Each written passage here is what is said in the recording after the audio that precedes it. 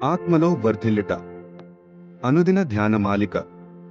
రచన doctor E. Stanley Jones.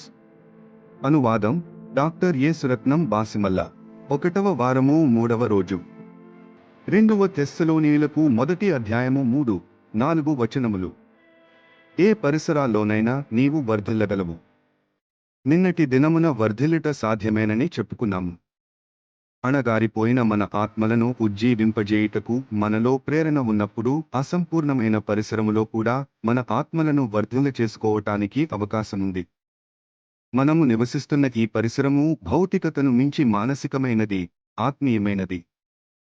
భూకంపముల కన్నా క్రూరులైన వారు, సూక్ష్మజీవుల కన్నా హానికరమైన వారు, కలుపు మొక్కల కన్నా నిరుపయోగమైన వారు ఈ లోకములోనున్నారు.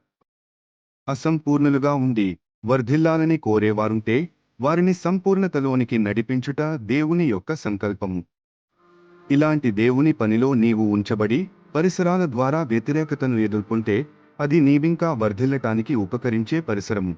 అపరిపూర్ణమైన మనుష్యులతో జీవించటం మనలను బాధిస్తున్నప్పుడు మనకు అది ఒక వర్ధిల్లే సమయం.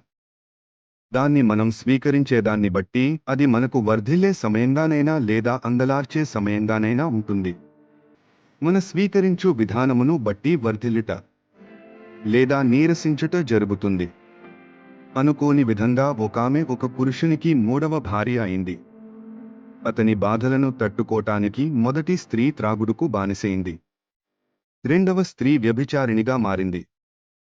దేవుని వైపు తిరిగిన ఈ 3వ స్త్రీ కూడా మొదటి ఇద్దరి వలనే విడాకులు తీసుకుంటుందని అనుకుంటున్నప్పుడు, విడాకులు నా ఉద్దేశ్యం కాదు, నేను ఈ బాధలలో వర్ధిల్లుచున్నాను అని ఆ స్త్రీ చెప్పింది.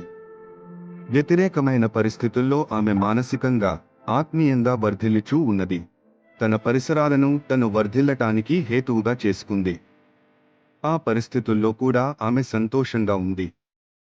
విమానం ఎగురుచున్నప్పుడు గాలికి వ్యతిరేకంగా ఎగురుతుంది. వర్ధిల్లుటకు అదే మార్గము. నీకున్న వ్యతిరేక గాలులు ఈ దినమున ఉపయోగకరమైన గాలులుగా ఉండగలవు. ఇలా ప్రార్థించుము: ఓ దేవా, నేను వర్ధిల్లాలనే మీ ప్రణాళికలో ఉన్నాను గనుక నా పరిసరాలలో నేను వర్ధిల్లినట్లు చేయండి. ఆమెన్. ఈ భాగము డాక్టర్ ఇ. స్టాన్లీ జోన్స్ రచించిన అనుదిన ధ్యానమాలిక ఆత్మలో వర్ధిల్లుట నుండి సేకరించబడినది. దీనిని మీకు వివరించిన వారు ఎల్. సెలా బుక్స్.